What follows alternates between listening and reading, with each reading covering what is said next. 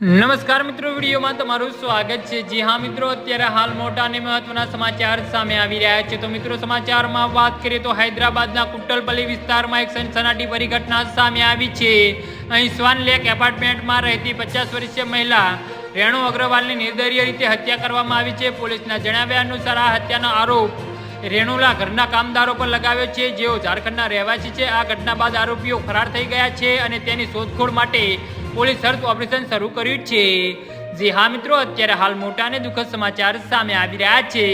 પ્રાથમિક તપાસમાં જાણવા મળ્યું છે કે આરોપીઓએ સૌપ્રથમ રેણુ અગ્રવાલના હાથ અને પગ બાંધ્યા હતા અને ત્યારબાદ તેમની નિર્દયી રીતે હત્યા કરી હતી। આ હત્યાકાંડ બાદ એપાર્ટમેન્ટમાં રહેતા લોકોમાં ભયનો માહોલ ફેલાઈ ગયો છે। પોલીસે જણાવ્યું કે આ ઘટના બાદ આરોપીઓના એપાર્ટમેન્ટમાંથી બહાર નીકળતા દ્રશ્યો સીસીટીવીમાં કેદ થયા છે। પોલીસે આ ફૂટેજ પોતાના કબજામાં લઈ તપાસને વેગ આપ્યો છે।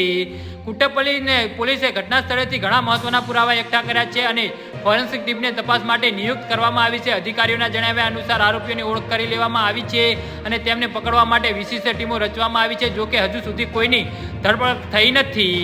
જી હા મિત્રો, તો આના વિશે તમારું શું કહેવું છે તો નીચે મારી કમેન્ટ બોક્સમાં જરૂરથી જણાવજો અને અમારી યુટ્યુબ ચેનલને સબસ્ક્રાઇબ કરવાની ભૂલતા નહીં। ધન્યવાદ।